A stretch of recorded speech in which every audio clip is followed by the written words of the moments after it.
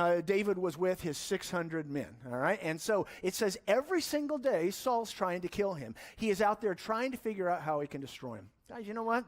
David was the anointed king. This wasn't fair. This was confusing, and yet he still trusted God to lead him on. Now, at the different locations right now, how many of you have ever lived in cold country?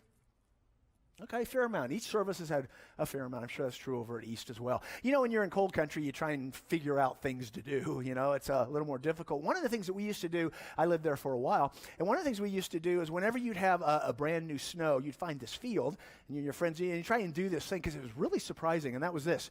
You would say, okay, we're going to go from here, stay to that barn right there, and you had to look down at your feet to be able to do it. So you'd put one foot in front of the other, and invariably, it looked like that. You were all over the place. If you were looking, trying to do it, you could not make it go straight. But if you looked up and actually looked at your goal, it looked like this, right? Just straight as an arrow.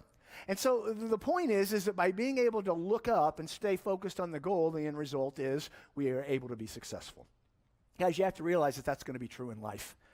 David found himself in an unfair, confusing situation, and he needed to stay focused on God and God's truth and God leading him through the process. And I got to tell you, God did.